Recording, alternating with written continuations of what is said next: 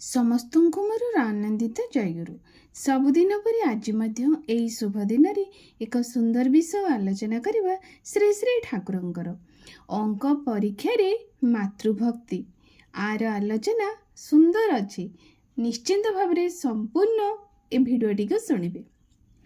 ଶ୍ରୀ ଶ୍ରୀ ଠାକୁର ଅତ୍ୟନ୍ତ ମାତୃଭକ୍ତ ଥିଲେ। ଜନନୀଙ୍କ କଥାରେ ତାଙ୍କର ଏତେ ଆସ୍ଥା ଥିଲା ଯେ ସେ ବିଶ୍ୱାସ କରନ୍ତି ଜନନୀ ଯାହା କହନ୍ତି ତାହା କେବେ ହେଲେ ମିଥ୍ୟା ହୋଇପାରେ ନା।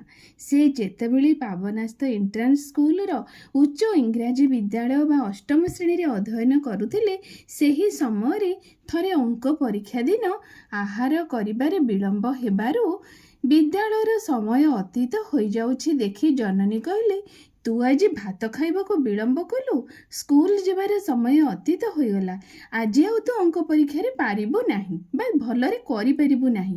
ସେ ସ୍କୁଲକୁ ଗଲେ, ଅଙ୍କର ପ୍ରଶ୍ନ ପାଇଲେ, ମାତ୍ର ବସି ବସି ଅଶ୍ରୁ ବିସର୍ଜନ କରିବାକୁ ଲାଗିଲେ।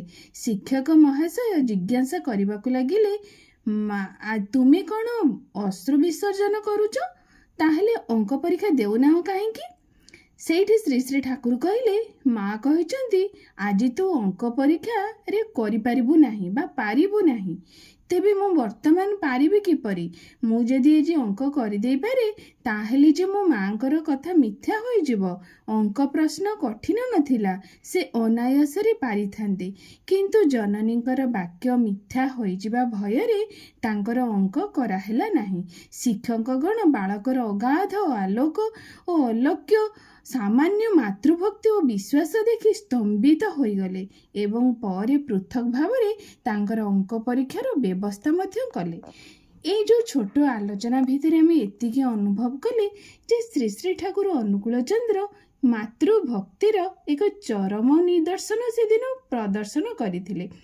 ଏହି ଆଲୋଚନା ମାଧ୍ୟମରେ ତାଙ୍କର ଏଇଭଳି ଲୀଳା ମାଧ୍ୟମରେ ଆମେମାନେ ଅନେକ କିଛି ତାଙ୍କ ଜୀବନରୁ ଶିକ୍ଷା କରୁ। ସେଇଥିପାଇଁ ତ ତାଙ୍କୁ ଜୀବନରେ ଗ୍ରହଣ କରିବାକୁ ପଡ଼େ। ତାଙ୍କର ପ୍ରତ୍ୟେକଟି ଜୀବନ ଚଳନୀ ଆମକୁ ଶୁଣିବାକୁ ପଡ଼େ ଆଉ ତାକୁ ଆମ ଜୀବନରେ ଚରିତ୍ରାୟିତ କରିବାକୁ ପଡ଼େ। ତେବେ ଯାଇ ଆମ ଜୀବନର ମଙ୍ଗଳ ଅବଶ୍ୟମ୍ଭାବୀ ହୋଇପାରିବ। ରହୁଛି, ଜୟ ଗୁରୁ।